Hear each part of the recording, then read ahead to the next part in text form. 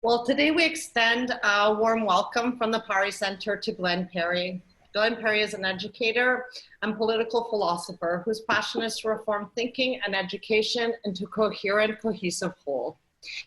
He is the founder and past president of Seed Institute and is currently the president of the think tank Circle for Original Thinking. Glenn organizes and participated in the groundbreaking Language of Spirit conferences from 1999 to 2011 that brought together Native and Western scientists in dialogue, moderated by yesterday's guest, Leroy Little Bear.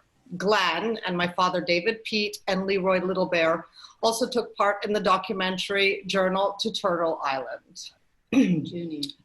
Today, he will be addressing the topic, recovering coherency in politics and society through dialogue. Over to you, Glenn. Thank you, Eleanor. It's a real honor to be here at a conference that's honoring David Bohm. Wow, and it was an honor to participate in the Language of Spirit dialogues you just mentioned that were moderated by Leroy Little Bear for nearly a decade and a half. And I myself never had the opportunity, but I did have the great blessing of meeting people who did know him. And Leroy, of course, is one of them. And that was such a great presentation yesterday. It was so good to see him in his element talking about Native science and Western science once again. And also, of course, I live in Albuquerque, New Mexico, and I'm blessed to be neighbors with Lee Nickel, who was David Bohm's editor and collaborator, and also one of the speakers in this conference. And what a blessing that is. So even recently, people I didn't even realize knew David Bohm. My friend Janice Rose, who's 95 years old and a biologist, he knew David Bohm pretty well in New York. So he's still going strong. So it's an incredible honor. And I really want to, I want to pray to all the ancestors that brought us to this moment in time, that allowed us to gather, that built the roads and bridges and even the internet to bring us together. And of course, to David Bohm, a true visionary that reached beyond the realm of science into looking at the cosmos as much as possible as an undivided whole. Thank you, David, for your spirit, which brings us here today. And thank you for David Peat and his spirit too, for him working with David Bohm with Leroy Little Bear to bring Bohm and the Western scientists together with Native elders in dialogue in 1992. Thank you for that. Thank you for David Peat being a visionary, bringing together science, consciousness, art. Thank you so much. And thank you to Dan Moonhawk Alford, who was a dear, dear friend of mine. And Moonhawk described himself as standing at the lonely intersection of quantum physics, language, Native America, and consciousness. And Moonhawk is the one who had the pipe dream. He was smoking the pipe in his backyard, my backyard in New Mexico. And he said, let's bring the dialogues to Albuquerque. Thank you for that, Moonhawk. Thank you for that. And thank you, Tobasanakwi Canoe, a giant of healing who was separated, or he lost his twin brother at birth. And then at 5 years old was put out on a vision quest and reunited with the spirit of his twin brother, and was instantly recognized as a Medewan healer, and went on to be a great force for healing. And even though he suffered a lot from the abuses of the Christian church and boarding schools, at the end of his life, he traveled all the way to Italy and offered an eagle feather to the Pope then at the time, and the Pope accepted that And he returned again to Italy to see the first Native American saint canonized when he had cancer in 4 or 5 organs of his body, but he still made it back and came back. They're just giants, so thank you for that. And there's some that didn't know David Bohm, but probably already playing with him in the spirit world that were in the seed dialogues. Grandfather Leon Secatero, dearest elder, the sweetest man I've ever met. His own children said he never got angry at them. Grandfather Leon Secatero was a force might be the wrong word, was a power for peace in the seed dialogues. And Phil Duran, too, a Native American physicist, Tigua physicist, he was there. So many people, so many beautiful blessings have already occurred.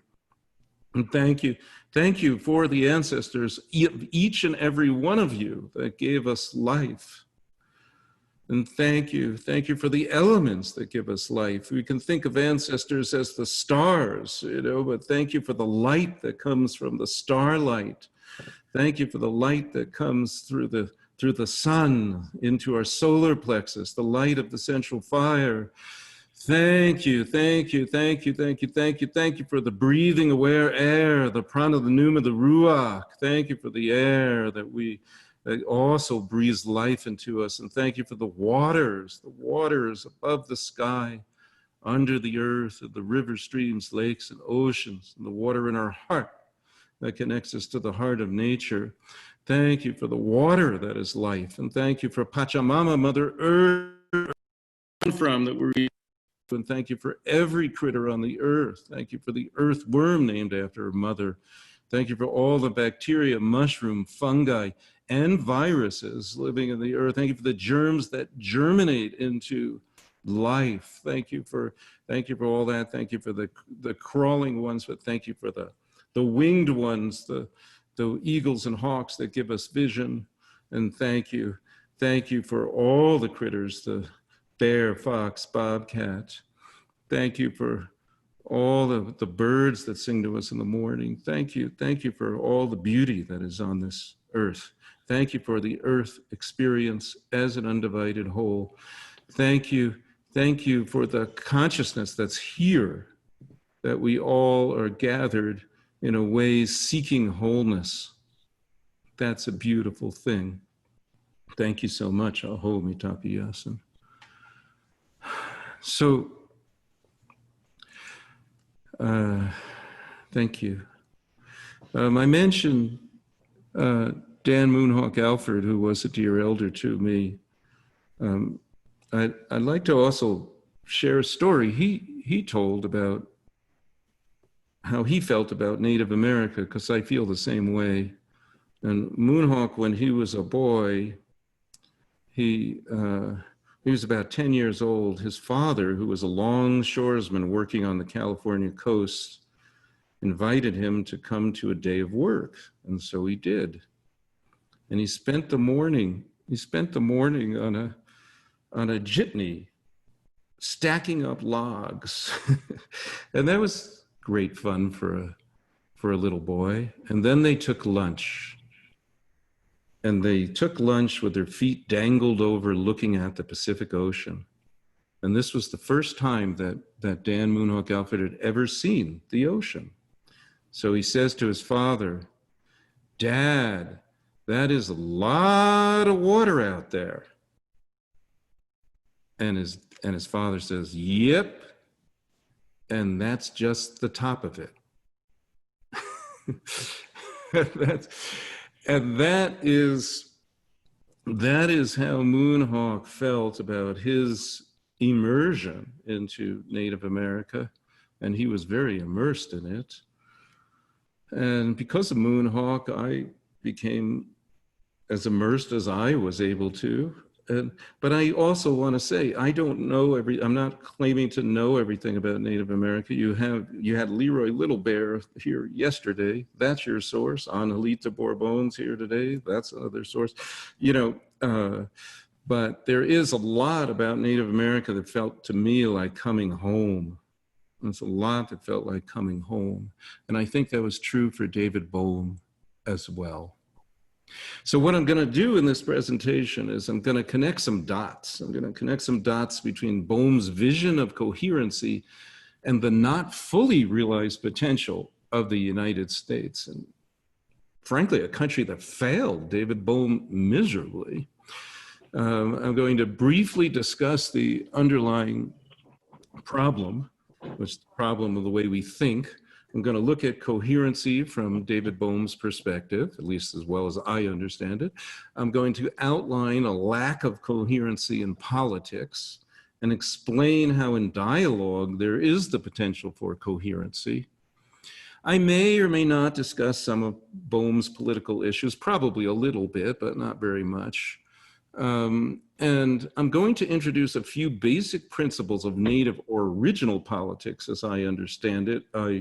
I've written a book, Original Politics, Making America Sacred Again, that's just been released. And I've done a lot of research into this, and it's really important thing to share. A lot of people did a lot of research before me that I'm standing on the backs of, but it still needs the story, the alternative story of how the United States was founded needs to be told, because it was based on foundational values of Native America, and particularly the Haudenosaunee or Iroquois Confederacy was a primary model, maybe not the only model, but a primary model for the founding fathers in establishing ideals of liberty, equality, natural rights. And they were not fully understood or fully developed when it happened, but it still was very important. And I will discuss what the founding fathers left out from Native ideas of wholeness and how that has created an American shadow, which has been partially addressed over time, but not necessarily fully or in a fully coherent manner.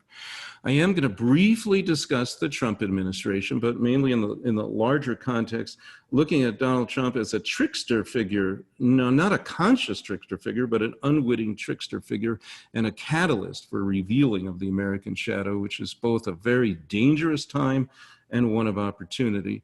And I'm going to tie this back to Bohm's concept of coherence and the urgency of dialogue today. And then I'm going to ask a dialogue question to the group, and you're going to go into breakout groups to discuss, to conduct a dialogue, and then we'll come back and we can share a little bit, and maybe we'll say a closing prayer. I'm going to share a screen, and the title of the, can you see that? Is that coming across? Not yet, Ben. Yeah, okay, hold on, there it is, it should be. Yeah, Oops. there it is. Okay, the title, of course, is Recovering Coherency in Politics and Society Through Dialogue. And as I mentioned, the main problem is the way that we think. Now, I'm using an image there of a broken watch because, as Lee Nichols says in the foreword to On Dialogue by David Bohm often used the image of a broken watch to describe fragments, because you could take a watch carefully into its parts and put it back together. And those parts have an integral relationship to one another. They make a functional whole. But when the watch is broken into fragments, it cannot be reconstituted. It's not a contextual whole. Now, over on the right is an image, a favorite image of mine, of what I would consider to be a good model of a contextual whole. It happened to be at Expo 67, which I went to. I was 12 years old at the time, but it was in Montreal, and that's Bucky Fuller's geodesic dome. And each part of the dome supports the other parts, and it's a beautiful example of a contextual whole. Now, Bohm also talked about literal thought and participatory thought. And literal thought, of course, is thought that aims to give a literal representation of reality as it actually is, which is a deceptive practice because it doesn't really truly work.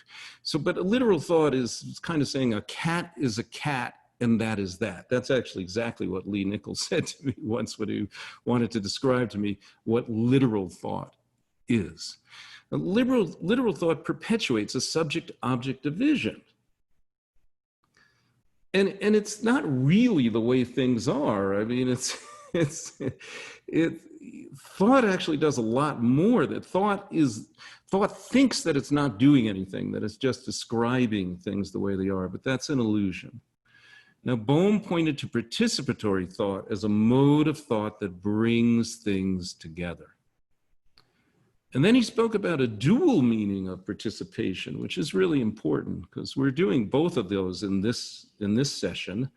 We're partaking of as eating from a common bowl. So while I'm speaking and people are listening, you're still partaking, you're still participating. But later on, you're going to partake in and make your individual contribution. You'll be able to, in Western thought, that usually means speaking. It doesn't have to be, really. We're really partaking in even when we're listening, if we're listening really deeply. So that's, but then in dialogue, there's, I want to go back here for a second. I think David Bohm had a deeper meaning about participatory thought that's important for our purposes. He described participatory thought as thought that sees that everything partakes of everything. And that, of course, is reminiscent of the implicate order. Everything is enfolded in everything. And Bohm also realized that participatory consciousness is more pronounced in indigenous cultures. And later on, Beth Macy is going to present, and she's doing a lot of fantastic research on the beginnings of how David Bohm came to his philosophy of research. So I'm going to leave her to say most about that. But I know that at some point, David Bohm became aware of, and it was quite early, I think, he became aware of anthropologists who had studied North American Indians. And he became aware of the fact that Native Americans would sit around in a circle and that everybody would talk and talk as equals. And that they didn't necessarily make any decisions on anything. But by doing this, by sitting around and talking together, at some point when they stopped, everybody seemed to know what to do. So what they were building was a tacit understanding in the group. And they were also doing something that I would say is the true meaning of consensus. Consensus isn't everybody agreeing. Consensus is everybody sharing and everybody contributing to the whole. And when that happens, there's a tacit understanding of what to do. So David Bohm realized at some point, definitely later in his life, that this was a possible foundational basis for dialogue. And Leroy Littlebear has shared with us many times that that also is the basis for Plains Indian talking circle dialogue. So in dialogue, the important thing is coherency, but I do want to describe coherency pretty carefully because the dictionary definition leaves me cold. It's not really very good. It says something about stick together. Things sticking together, seems to be the etymological, but it's not the same as adherence, like sticking together with glue. For things to stick together and be coherent, they have to have congruence and integrity. They are whole and undivided. And I know that in physics, there's a definition of coherence also. And about waves being in phase. I don't know much about that technically. I know something about, speakers can be out of phase and, but of course, it's not necessary to understand all the technological meaning, but waves being in phase is really similar to me to being on the same wavelength, what happens in a dialogue. So a laser is coherent, it's a coherent thing. And I will say that's one of the most fascinating, wonderful things about David Bohm is that his worldview included physics or politics or society in very similar ways. I mean, he didn't try to create a division between these things. So that's what we're trying to do here too. I'm going to try to pull those together a little bit. So I'll just say a little bit about dialogue. Obviously, as David Bohm liked to point out, the meaning comes from dialogos. The Greek dia does not mean two, it means through.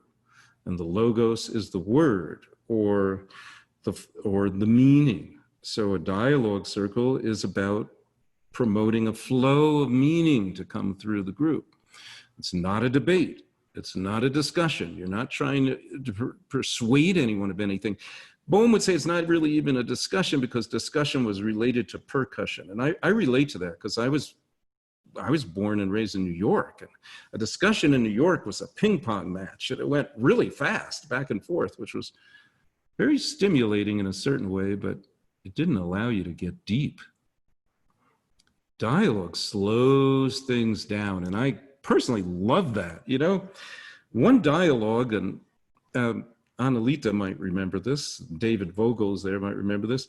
Leroy Little Bear at the beginning said, I want you to imagine a beautiful place. All I had to imagine was the last dialogue circle.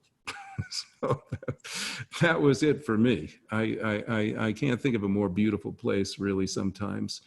But, you know, so in a dialogue, we want to suspend assumptions, what Bohm and Leroy Little Bear referred to as our tacit infrastructure. The set of beliefs, assumptions, maybe our upbringing, maybe our gender, maybe our religion, maybe what part of the country or what nation we're from. Our religion, all these things tend to influence the way we see the world and also tend to limit the way we see the world. Ideally, in a dialogue, you put those assumptions aside and you let spirit move through. And something Leroy Little Bear does in a Plains Indian talking circle is leave an opening to the east so that spirit can move through. And then you can be a conduit to that. Of course, Leroy, as you might have noticed yesterday, pronounces it conduit. And I think it's because he wants us to do it. I'm not sure, but maybe it's just the way he pronounces it. Anyway, now I want to talk a little bit about lack of coherency in politics. Now, you know, and we have to address politics because people say they want to avoid politics, but in my experience, that's impossible. There's politics in everything. There's politics in the home. There's politics in the office.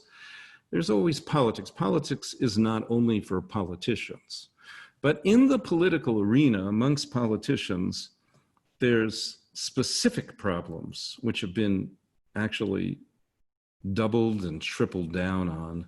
So in regular conversation amongst people outside of the political arena, there is sometimes a problem in communication. People are only half listening because they want to respond.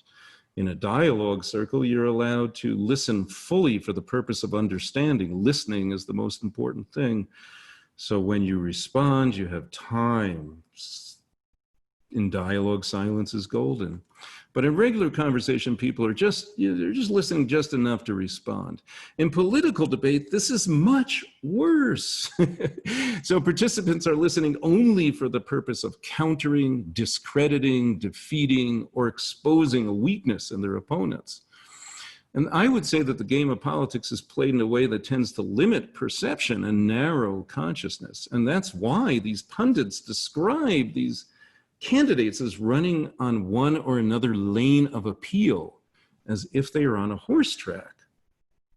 You know, and any candidate that speaks from a broader, more inclusive platform is at risk for being dismissed for having no core values. So that is part of what's going on.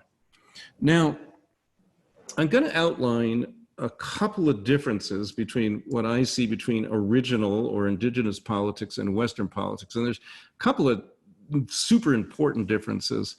Really, ever since Socrates in the West, the greater good has been defined as the greater good limited to human beings. And it goes with that what it means to be human, the definition of what it means to be human in the West has become how humans are unique and separate from the rest of creation. Whereas in traditional indigenous cultures, the greater good is for all our relations. It's not just the human world. So I would say original politics is about expanding the definition of politics to include the natural world. And what it means to be human for indigenous peoples, it seems to me, has much more to do with what connects us to the rest of creation, our relationships, our alliances. That's why prayers are made to ask for assistance. Now, there's a lot more that's not on this slide. I mean, probably the main one that I touched on earlier is that in traditional indigenous cultures, dialogue was the basis, consensus building democratic councils. Participatory democracy was not invented by white men in powdered wigs. That's one of the main points I'm making here today. That was already in Native America.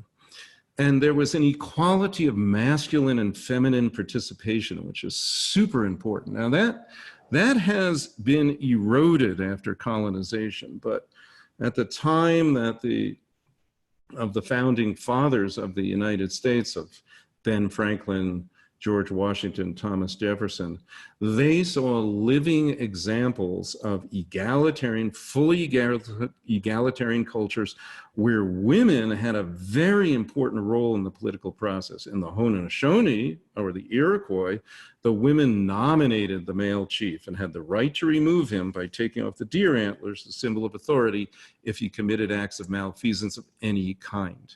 So really the women were the wisdom council. And they gave direction to the men who then enacted the business of the tribe on behalf of the women and for the whole tribe. And frankly, I personally think that's a very good way of masculine-feminine cooperation, because let's face it, men are very good at doing things, but we sometimes need direction. Kind of starts early, you know. I mean, the sperm cells don't ask for directions at the cervix station, you know. They just swim around, you know. They're just swimming around, and then they just. So, you know, later on we may not ask for the directions at the gas station, but you know, but when we do have direction, and when we do work with women in this beautiful way, women being the wisdom council, you know, this came up for David Peat when he was trying to come to a Sundance that Leroy Little Bear invited him to. David didn't understand. We kept trying to figure out, when does the Sundance begin? And he wanted to get his plane tickets and show up, but the Women's Council had to meet first before the date was set for the Sundance. So in the Blackfoot ways, there was something similar going on there. So this is a really important concept. And also, I would say that indigenous cultures are wisdom-based, and the founding fathers of the United States saw that, you know, that Native societies didn't have courts, they didn't have laws, they didn't have judges, they didn't have prisons. They liked a lot about that.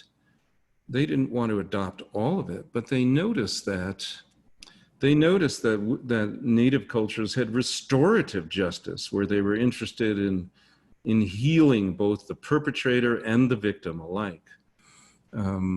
But, you know, so in the founding of the United States, there's this push there's some aspects of the founding fathers who want the very limited government, as little as possible. They got that from observing Native America. And then they made their own decision about what was possible for Europeans. That's basically what happened.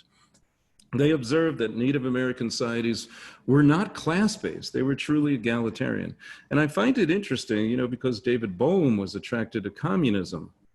Well, I wonder if he had earlier experience with Native cultures and the Native traditions, maybe he wouldn't have needed to look to Karl Marx or Hegel. I'm not sure, but it's just an interesting question. Native cultures had liberty. That's where the founding fathers got that from. They had the freedom to follow their own conscience and their own religious practices. Okay, now I want to talk a little bit about an alternative history of the United States. Now, I could talk about this for a long time, so I'm not going to, but I'm just going to give a few examples of this. I'm saying that the American ideals of liberty, justice, and equality, natural rights really came primarily from observing and interacting with living Native American cultures. This happened for a very long time. I have to realize, after the Mayflower Pilgrims arrived, 1620, till 1776 is nearly 150 years. During that time, Native Americans are living side by side with European settlers, and they're observing and interacting with each other. And by the way, not all of this was aggressive or it's often said that the United States was a country founded on genocide. I want to say very carefully that that's partly true, but it becomes mostly or solely true in the 19th century. So in the 17th and 18th century, there are wars. There's also peaceful relations. The Mayflower Pilgrims had 55 years of peaceful relations with the Wampanoag, the Narragansett, but they did team up against the Pequot and nearly vanquished them in 1636. And I found it deliciously ironic that in the 1990s, the Pequot opened the world's largest casino 150 miles from New York City at the time that Donald Trump's casinos were faltering in Atlantic City.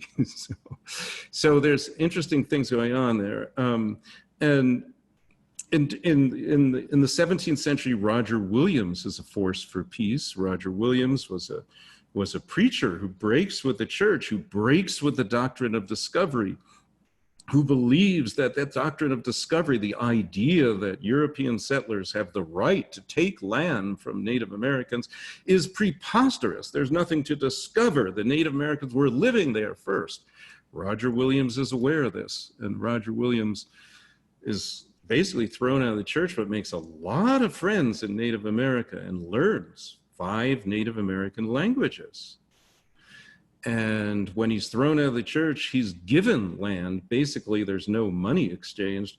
He said that Rhode Island was purchased with love because the Native people give him this area and this was a place where other outcasts came in too. Baptists, Quakers, Jews, were able to join in Rhode Island. So Roger Williams was one force and Ben Franklin learned from Roger Williams. Ben Franklin in the 18th century he's of course a printer. He's a printer, and he prints a lot of Native American treaties and becomes very familiar with Native American ways. And then through a quirk of fate, actually, Ben Franklin, who had a position in the Pennsylvania Assembly, loses his position. And most people think it's because he sided with the Indians too much. When it came to treaty obligations. So he lost his seat in the Pennsylvania Assembly, but instead he's assigned to be an Indian commissioner. And he's given the task by the mother country to forge a military alliance with the Haudenosaunee. But because he's given that task, the tide of history changed because Ben Franklin forms a very deep abiding friendship with Chief Conestoga of the Onondaga.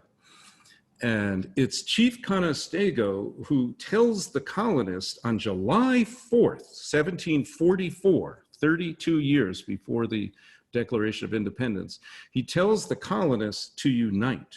He says, be like us, like the 5 fingers of one hand. Never fall out with one another. Now, he may have wanted the colonists to unite just so it was easier to work with them because there were 13 independent governments, but in any case, he plants the seed for them to unite. And he does this by using an example, which comes from the peacemaker story of the Haudenosaunee. He takes a single arrow and he breaks it over his knee. Then he reaches behind him and takes a sheaf. I don't know if it's 13 arrows, but a sheaf of arrows. And again, he goes to break that over his knee, but it does not break. And the meaning is plain to all. And years later, when Ben Franklin is on the committee that's designing the Great Seal of the United States, he puts in the left talon of the eagle 13 bundled arrows.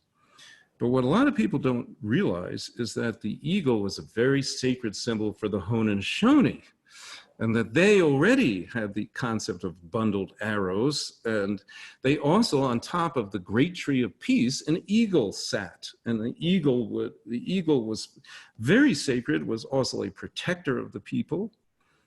And it's also true that when we say prayers, you're sending them up to eagles and hawks that take them to higher realms, that where human beings cannot go, at least until we could invent airplanes. And you know what? People do a lot of praying on airplanes. But they usually just pray to come down, but safely. But anyway, so we're still, when we're up there, we're praying, hopefully. So anyway, it's not just this. I just want to impress upon you. The actual founding document of the United States, the Articles of Confederation, which a lot of people don't realize, they think that we move straight from the Declaration of Independence to the Constitution. Well, that's just not true. There's 13 years in between. That's all they teach kids in school. They teach them the Declaration of Independence and then the Constitution. But actually, the Articles of Confederation are founded and written largely by Benjamin Franklin and modeled very closely on the Iroquois Great Law of Peace. And so, in fact, there's one grand council. The Iroquois used the same word that Ben Franklin chose. I think there was 48 in the Continental Congress when it was formed, as opposed to 50 in the Grand Council of the Iroquois.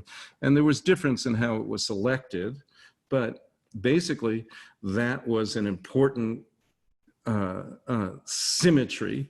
And the Grand Council operated in a way just like in Native councils. There were presidents, and people don't realize this. There were 8 presidents before George Washington. They all served 1-year terms, and they had essentially no power other than the power that was derived from the council, similar to in a Native society. John Hanson was the first one, and I'm going to show you something. This is an image of 21 Iroquois braves who were invited to the First Continental Congress in 1774, and they're talking to John Hanson there. He's the president at the time. Well, I guess there wasn't a president yet, but still, the Articles of Confederation hadn't come in yet. But anyway, they're talking to John Hanson, who later becomes the first president under the Articles of Confederation. And they actually gave him an Indian name, they seem to be impressed with him. But here's a point I really want to make that's really, really important. Things changed in that very first meeting in 1774 in the Continental Congress in a profound way, because the 21 Iroquois braves insisted upon respectful listening, not interrupting or insulting. And this is why inside the United States Congress today, you're not supposed to interrupt, you're not supposed to insult. It's still there, even though it's broken down some, you know, particularly in the 1970s, but it's basically still there, as opposed to our mother country of Britain, where on the House of Commons, people dance, shout, and scream and on the House of Commons floor. Why did that change? It changed because Native Americans instilled these concepts. And these are kind of concepts we need to get back to. The norms of protocol are very, very important. If you read the book by Daniel Ziblatt and Stephen Levitsky, How Democracies Die, you'll see that democracies die because the norms of protocol are no longer followed. It's not about the Constitution. The American Constitution is a fairly well-written document, but it's not a perfect document at all. In fact, Argentina copied 2/3 of the American Constitution in 1853, and they ended up with autocracies. Perón, you know, because it's not about words on a printed paper. It's about agreements between people. Originally, you might call those gentlemen's agreements because they were all between men, but they need to be agreements between human beings now. So I want to talk about politics as part of nature. This is really important. In the book I've just written, Original Politics, I look at the arc of American history, and it's a little like Taoism. From the one comes the two, comes the many things, but all along, the Tao is driving the whole. So when the colonists decide to form a country, they're trying to make a separate identity, just like a baby being born from its mother is trying to make a separate identity. But the founding fathers were a little bit naive when it came to this. They thought that they could start a country and they could have no political parties or no factions. They saw how poorly political parties and factions worked elsewhere. And they saw the example in Native America where there really wasn't that so much. But what worked in a tribal context didn't really work for the United States. They very quickly emerged the Federalists and Anti-Federalists, even before the Constitution is adopted.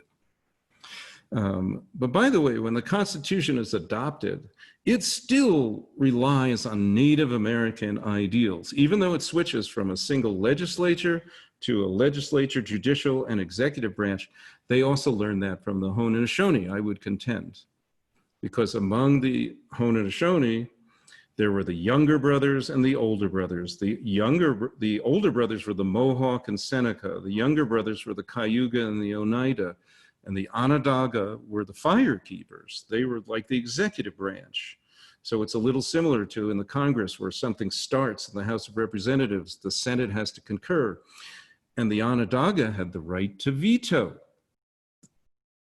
But if the veto wasn't agreed to, if the younger brothers and the older brothers held steadfast, then what would happen is that the veto would be overturned, just like what happens in the US Constitution. So we learned so many things from the Haudenosaunee. I would contend we learned the concept of impeachment. Now, people might argue with me because right in the Federalist Papers, the founding fathers give credit to Europe for the concept of impeachment, but in Europe, you could not impeach the king. In Native America, you could impeach the chief. You could remove the chief or whatever. So the United States adopts an idea of you can impeach the president. We've still never impeached or removed a president, but that's another story. And by the way, Andrew Johnson remained in office by exactly 1 vote. So the arc of history was from unitive consciousness to the dance of the opposites to maximum diversity to return to wholeness. It takes 100 years before the modern version of the Democratic Party and Republican parties form. And when they form, usually people think of Andrew Jackson as the first American Democratic president. Truly, the Democratic Party did not become the Democratic Party in name only till 1840 after Jackson was out of office. But Andrew Jackson was considered the founder of the Democratic Party because he was a populist. He was also the greatest force for ethnic cleansing in the United States. That's when concerted genocide began under Andrew Jackson. 1830, the Indian Removal Act. Andrew Jackson first picks on the Creek. They were having their own civil war. He went to war with the Creek. Then he goes into Florida, which is not even part of the United States, and he attacks the Seminole. And then he goes after the Chickasaw, the Choctaw, and lastly, the Cherokee. And he moves them all, and the Cherokee is the worst of them all, and it's known as the Trail of Tears, moves them all to, out west, and a lot end up in present-day Oklahoma. And it's interesting that recently the Supreme Court of the United States reversed something about this, but that wasn't their home. That's not where they're from. They were from the southeast of the United States, these tribes. And by the way, the Cherokee won in Supreme Court against the United States, against Andrew Jackson for being removed. And the state of Alabama ignored it, and Andrew Jackson did nothing to enforce the law. So when you hear that the United States is a country that's governed by the rule of law, think twice. And it's happening today, because today, Donald Trump is choosing to ignore certain things that have been decided by the Supreme Court having to do with DACA. So be aware that the legal apparatus has to be watched. There has to be some norms that are adhered to. So anyway, the important thing about the dance of opposites is that when you become fixated on your opposite, you can become like your opposite. This is what William Irwin Thompson said: we become what we hate. And so the Republican Party, from Abraham Lincoln to Donald Trump, couldn't be any more different. You couldn't imagine a different party. And similarly, the Democratic Party, which was the party of pro-slavery or advancement of slavery to new territories, came and elected the first African-American president, Barack Obama. And I think Barack Obama is the reincarnation of Abraham Lincoln. Now, the reason why I think that is not just because they're both tall and thin with big ears, and they both have a mole on one side of the face. Neither one lived in Illinois, but they came to Illinois from relatively long distance. They became president during divisive times. They were both big underdogs too. They became president during divisive times. Abraham Lincoln, of course, is during the Civil War, and Barack Obama goes on to become the first African-American president. Now, Abraham Lincoln was a revered president, certainly for African Americans, but Abraham Lincoln did not do much for Native Americans. The policies of genocide continued in the 19th century under Abraham Lincoln. The Long Walk of the Navajo happened then.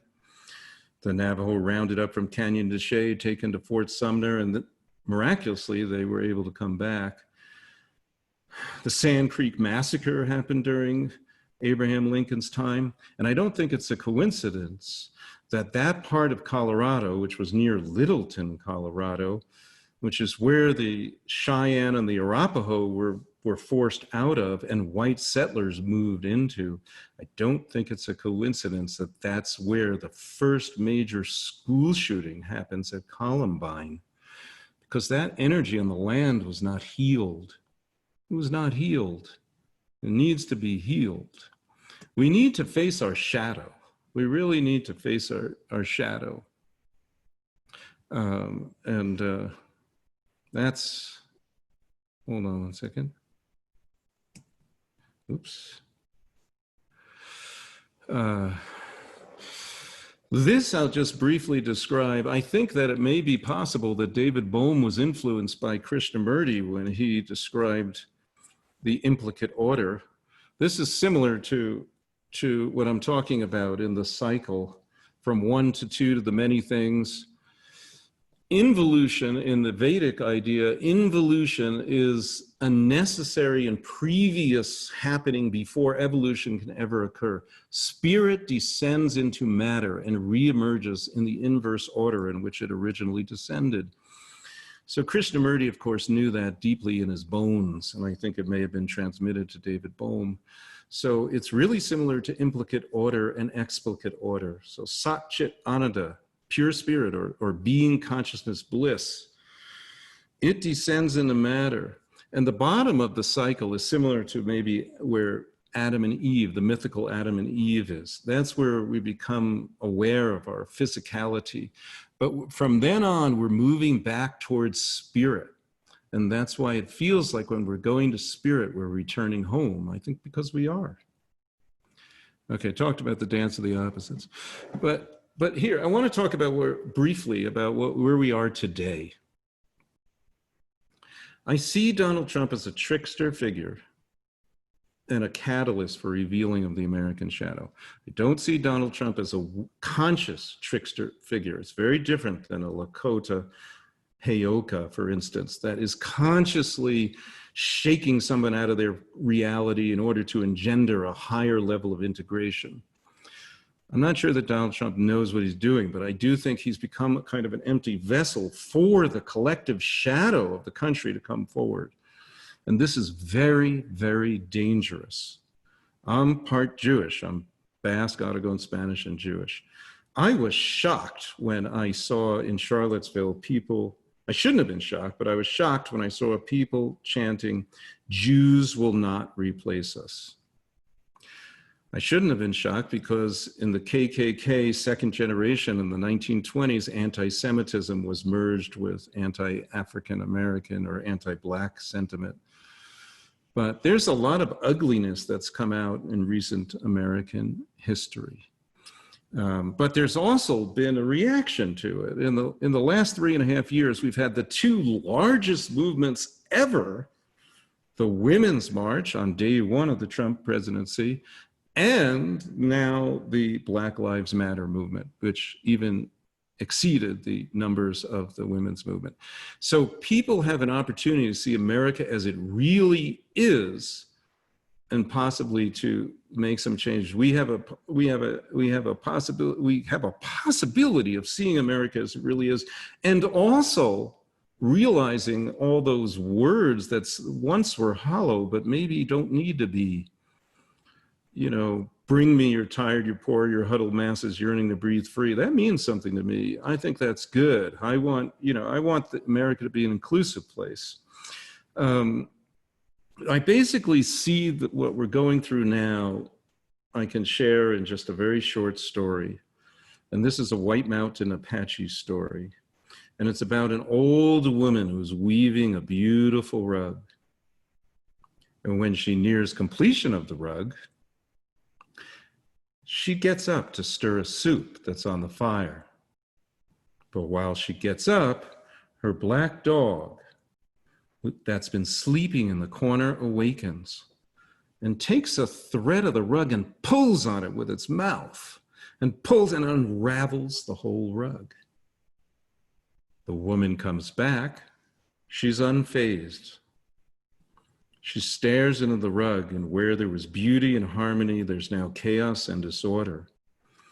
But she stares in the rug long enough and then picks up a thread and reimagines an even more beautiful way to reweave the rug in beauty and harmony. That's our opportunity today. We're at a very scary place, no question about it. We're at a place, I say, and I don't know how, but ancestors spoke through me about 4 years ago when I was starting this book, Original Politics, and they suggested some outline of chapters that just became more true over time. I had no way of knowing any of this.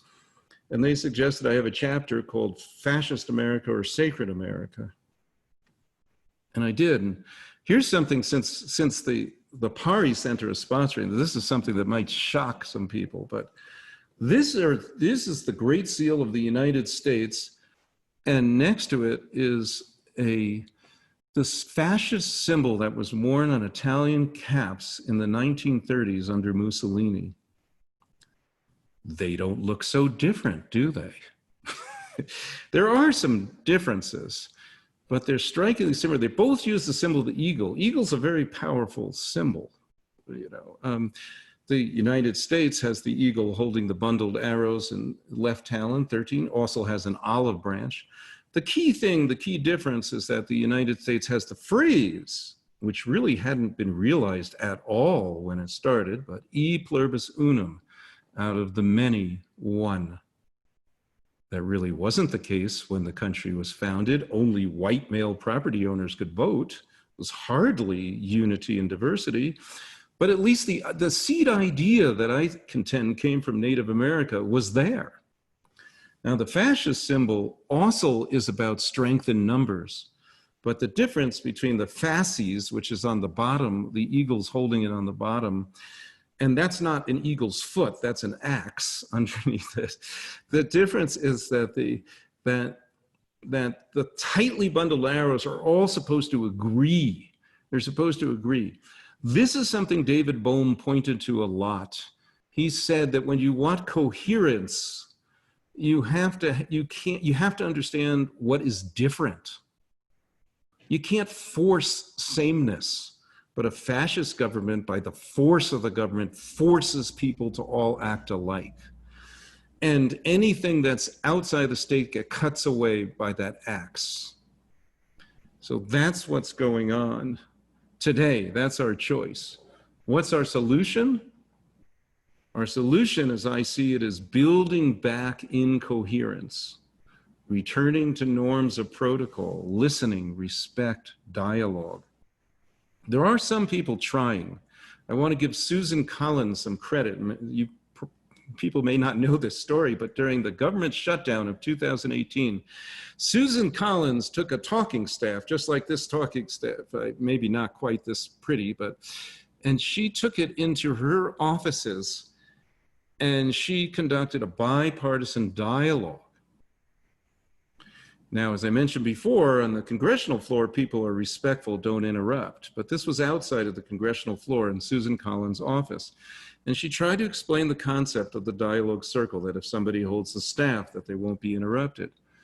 But while one senator was speaking, another did interrupt.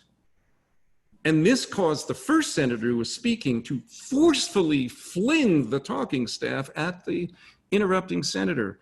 And it went right past him and broke a glass elephant that was on one of Susan Collins' shelves. Now, that was pretty interesting because the symbol of the Republican Party is an elephant. But Susan Collins kept her sense of humor, switched to a rubber ball, and those bipartisan dialogues actually worked. The government shutdown impasse ended because of them. So it can be a good thing. Dialogue can be built in. You know, what John McCain argued for in the dying days of his life was a return to regular order. That doesn't sound very sexy, but regular order is the process by which the minority party gets to have input. And we've gone away from that in the last 20 years.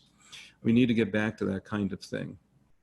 Ultimately, I think that none of this will matter if we don't cultivate a love of nature. You know, that's what I would contend. A love of nature, a love of the immense biodiversity of nature, and immersion in nature, doing prayers to nature, building a relationship with nature, listening to nature. That has an opportunity to shift consciousness, because nature is a polysymphonic orchestra. Everything's happening all at once. I just believe that a love of nature can lead to a love of each other. Okay, now I want to ask a dialogue question, okay, and then we'll go into breakout groups. And remember, when you go into the groups, that you'll probably be in a group of 5 or 6 or something. I don't know. Eleanor is, I think, going to control that. And it'll be an exercise in thinking together. But I want to set it up by saying this. David Bohm, and he got this from Krishnamurti as well, believed that thought itself acts a lot like a virus. That thought moves quickly from one person to another, and that is how it pervaded society. And as I mentioned before, thought thinks it isn't doing anything, that it's just observing reality the way it is. But it's actually creating reality in certain senses. Thought can build structures. Thought builds ideologies. Thought builds the kind of boxes in which we see our world, what we commonly call our paradigm. In some sense, thought creates the world, but it's not just human thought. You know, I mean, eagles envision a nest before it is created. Birds envision a nest. You know, a lot of nature, they think. In an indigenous view, all of nature thinks.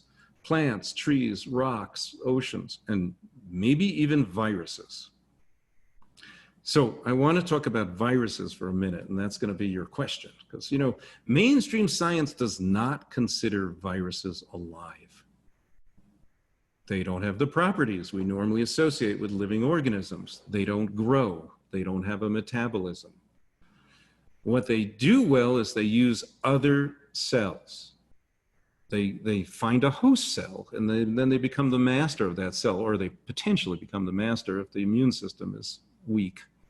And I kind of wonder what David Bohm would think about all this and what's happening with the coronavirus, because, you know, David Bohm worked with plasma early in his career, and he noticed that plasma functioned as a whole, almost living being. So my question to you, actually two questions, is one, are viruses alive and intelligent? Are viruses alive and intelligent? And then also, where does the self end and society begin? And go into the breakout groups, and if we can bring people back with about 10, 15 minutes left or so, that would be great. Thank you so much. It's wonderful to be here and enjoy the dialogue.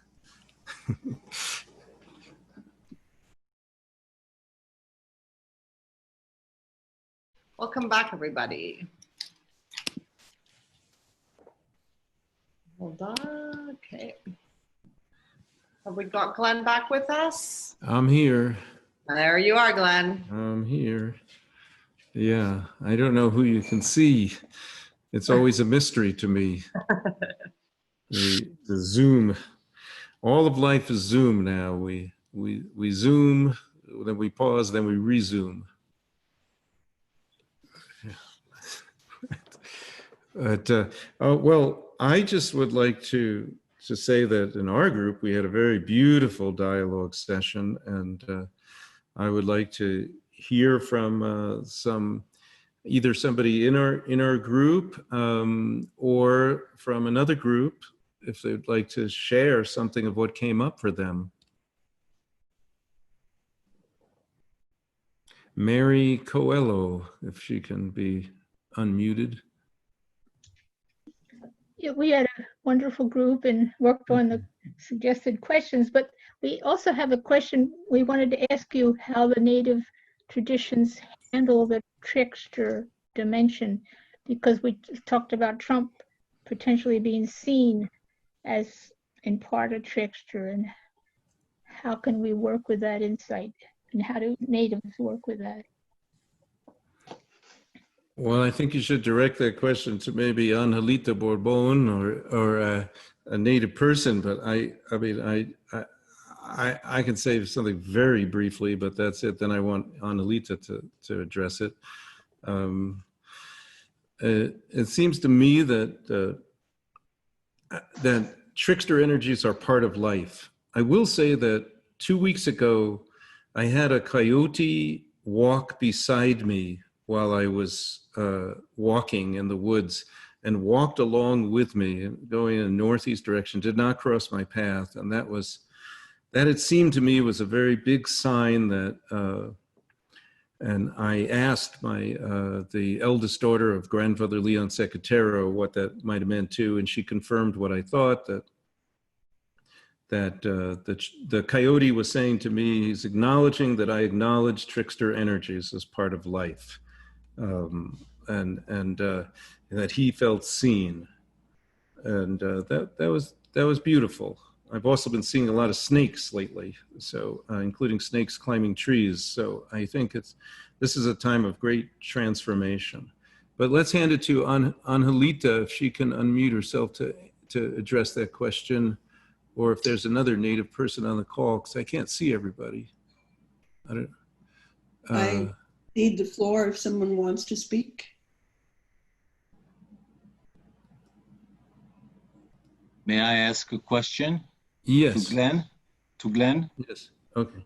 Do you mind if I ask a question about natives in America and not about your questions? Sure. I don't mind. I'll be quick, even if I should not. I'm interested in the 6,000 indigenous peoples in the world, but you're talking about the United States. How do the people who think like you help the natives to get back their languages and spirituality and way of life and thinking, the former way of life and thinking, maybe not the former way of life, but at least a bit the former way of thinking? I finished my question. Well, I've been very blessed to work with native people who have it's not a former way of thinking. they they are thinking in a very good way, in a way of blessing, a way of wholeness. So I think what you're implying is that there's parts of, you know, with colonization, there's parts of indigenous societies that have, and some people have been broken by that system, and social ills that came about it, and have gone off the path. Well, I just would like, you know, I just want to support a Turtle Island renaissance. You know, I'm thinking about this continent. And for that to happen, we do need to support Native people. It's not about apologizing to Native people. It's about apologizing and then collaborating and having truth and reconciliation and looking at what's happened and then trying to work together if possible. But I do feel that it has to come from within Native culture, that what you're talking about. I can't answer that. You know, it has to be a resurgence. And I think that many prophecies have predicted a resurgence of this way, because the ancestors are still with us. They're still with us. And the people, the European settlers that came here, are slowly, very slowly, I would say, but they're slowly indigenizing to this land. And those that really make a conscious effort are going to do it more quickly.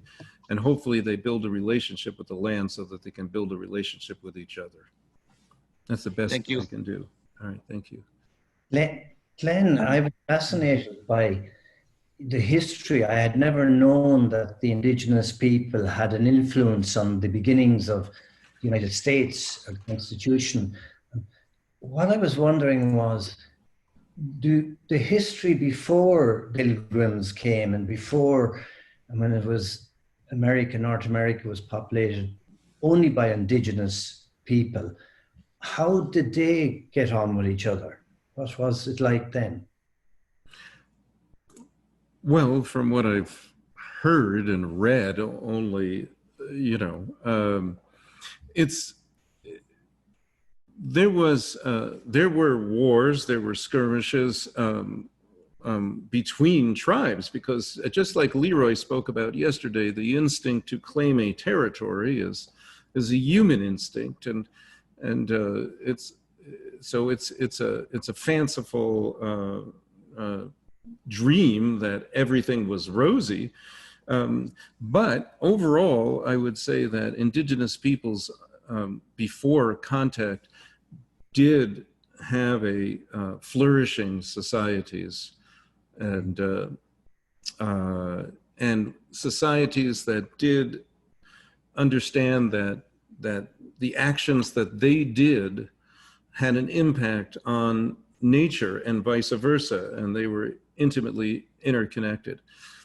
But you should realize, like in the Haudenosaunee themselves, their peacemaker story comes about during a time when their tribes, the Cayuga, the Oneida, the Seneca, the Mohawk, and the Onondaga, later they added the Tuscarora, but this story is when there's only 5, and the 5 tribes are warring amongst each other. And it's a peacemaker that comes from outside the tribe that gives them the vision of peace. And he gives this vision first to Jikonsana, who's a woman, and then to Hiawatha. And then the vision spread, and all the tribes agreed to unite except for one. There was one man, Chief Tadadado, who resisted until Peacemaker gave him more responsibility to make the Onondaga the fire keepers. And then peace was attained. Then they looked for a symbol of peace, which was a great pine tree. They partially uprooted the pine tree. They buried their weapons underneath the pine tree. And the great white roots of peace, the roots that spread in the 4 directions, were set up. But even then, the Iroquois Confederacy was peaceful within themselves until the Revolutionary War, actually.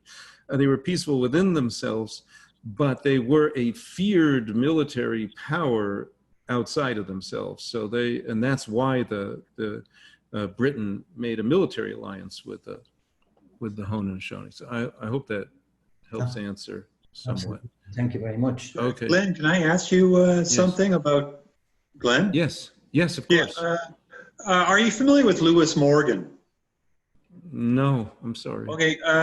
There's an article a friend of mine passed to me who is sort of a Marxist, and he asked me if he asked me to read an article called "Engels Was Right." And you can, if you search for Engels Was Right, you'll find this article about Lewis Morgan. Lewis Morgan was an proto-anthropologist in the early part of the 19th century. He lived with the Iroquois Confederacy, and he wrote a book about their culture and their politics and their culture. This book inspired Marx and Engels. Yeah, Engels surmised from this book that not just this culture, but all cultures were originally matrilineal. Now, I didn't know what this word matrilineal is, but the article, Engels Was Right, describes this term. Now, matrilineal, there are two words, matrilineal and matrilocal. And it talks about how Engels and Marx were wondering what the first social group was. Was it the family? Now, by family, I mean the paternal, where the father or the husband takes away the wife from the maternal clan and lives separately. So the woman is the first possession. And so this book by Lewis Morgan, this proto-anthropologist from the beginning of the 19th century, influenced Karl Marx and Engels because they saw that women were the first subjugated class because they were taken away and they were exchanged for chattel, meaning cows. So the woman was sold from the matrilineal clan to a husband who went off separately. So this just blew me away when I read this article because I had no understanding of this, and then it all made sense about. But where in communism, where in the whole socialist, the socialism, does this notion come from? I never heard of it since. But I'd encourage everyone to read that article. The anthropologist you're talking about is usually known by all three of his names, Lewis Henry Morgan. And he was a guy in New York State who basically founded American anthropology, and very famous. And as you say, he worked with the Iroquois, and his work was inspirational to Marx and Engels and to a lot of other people. Now, people have done a lot of work with matrilineality and matrilocality and so on in the centuries since. But yeah, he was a very important sort of leading, innovative figure. Thank you. Thank you. Can I say something further about this? So I started looking at the Albigensian Crusade, and I wondered whether or not the Albigensian Crusade was also a crusade against a society like that. Now, in Canada, the First Nations fared better with than elsewhere, and partly it's because of the Scottish clans that came here. Scottish clans were matrilineal. Going back to 800 AD, the most democratic place in all of Europe was in the Scottish Highlands. And you know about Hadrian's Wall. Hadrian's Wall was meant to protect the patriarchal culture from the matriarchal. The northern part of the islands. Okay, so that's it. I want to just say one or two words, and then I want to ask Annalita Bourbon if she would like to say a closing prayer. I really enjoyed this, so thank you. Thank you to each and every one of you. Thank you for being here. Thank you for the the Pari Center. Thank you for the conference, the idea. Thank you for the incredible intelligence and wisdom in this group.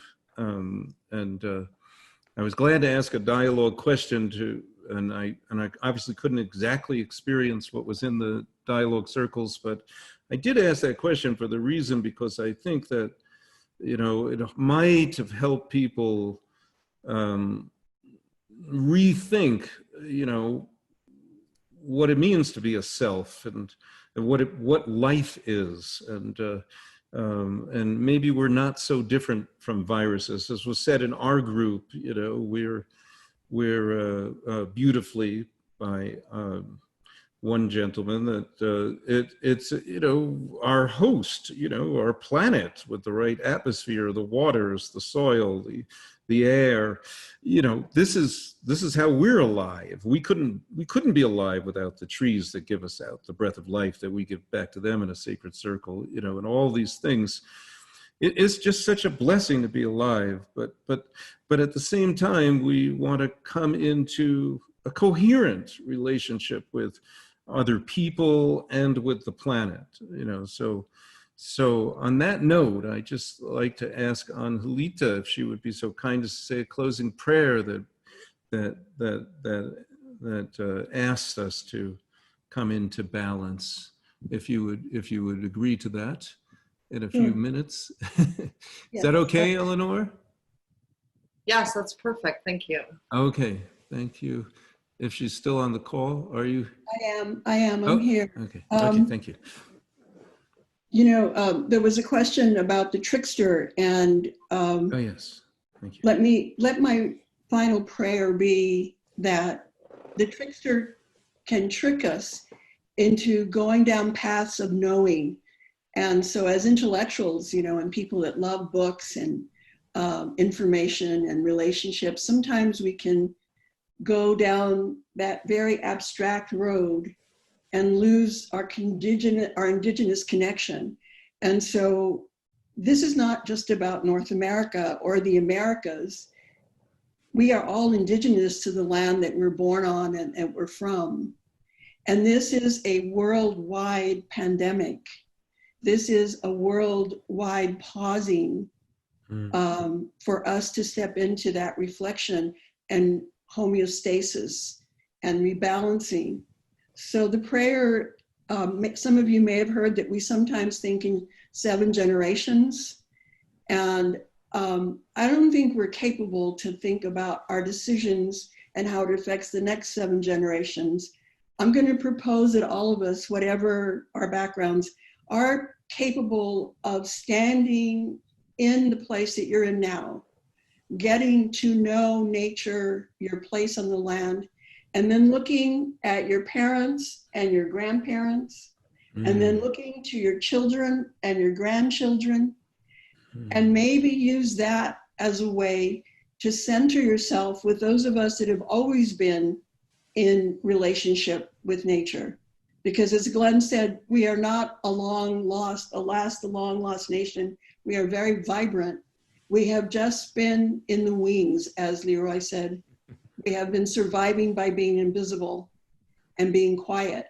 But I think what we have now in this opportunity that we're getting on the World Wide Web that we are on is to take that opportunity to be our best selves. And so from our perspective, the best intelligence is the relationship between your mind and your heart. And the heart being perhaps the place of spirit also. So this would be, I'm also, among other things, a midwife. So I'm speaking to you from the matriarchy, and I work with what's called rematriating, bringing that feminine back into our lives. So perhaps as the last thing that I would like to share with you is for you to put your feet on the ground, to feel the land that you're on, to honor the guardians of that land. And if it's the place of your birth, your ancestors, put your hand on your chest and feel the beating of your heart. That may take a minute. Some of us aren't used to that. But if you could please honor me by finding your heartbeat.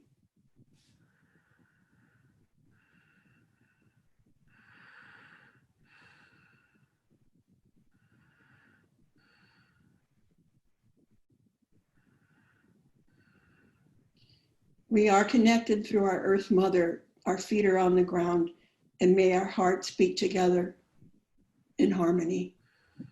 Leos and Choke, Desia. Thank you. It is good. Thank you. Thank you, everyone.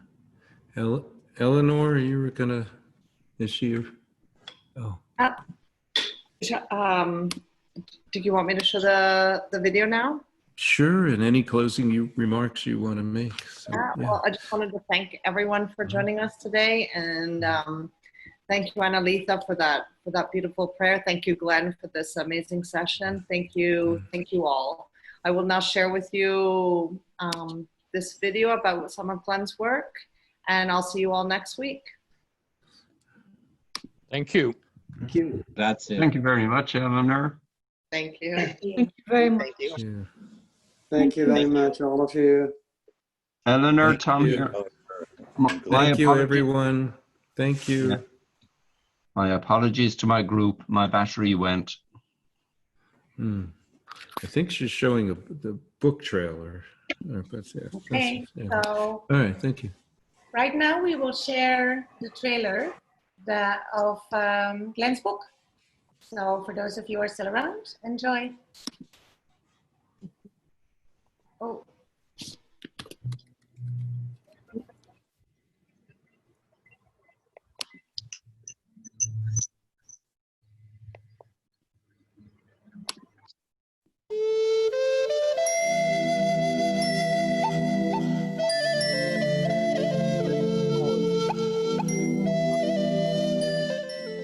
Tell me, Glenn, why did you write the book Original Politics? I wrote the book Original Politics because I wanted to find the sacred purpose of America. You know, when I found out that American ideals are really founded upon Native American values, liberty, justice, equality, inalienable rights, all of those things the Founding Fathers observed in living Native American cultures, which were truly egalitarian. But the Founding Fathers left out some of that egalitarianism.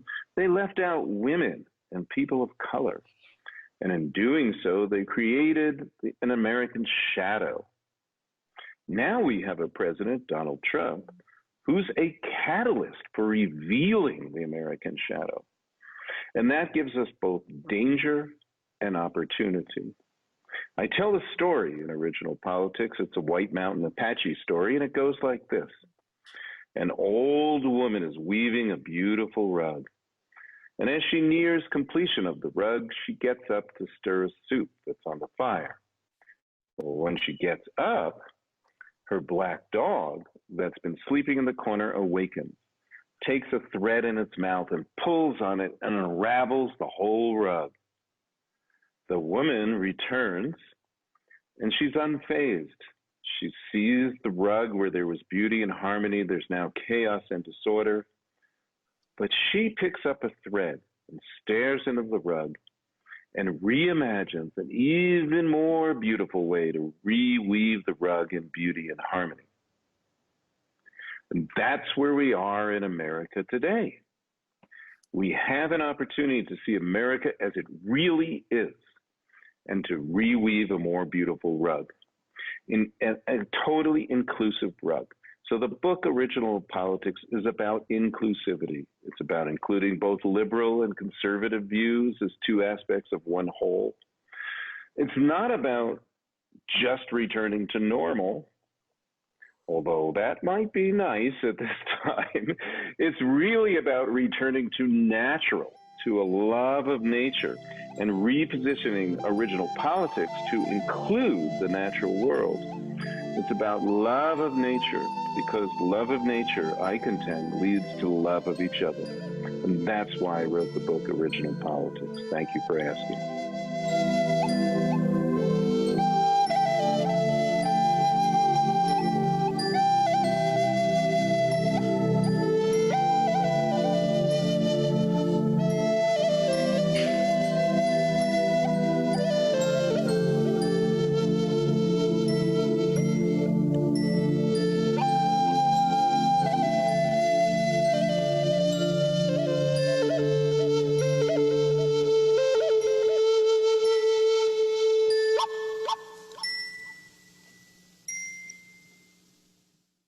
Hmm.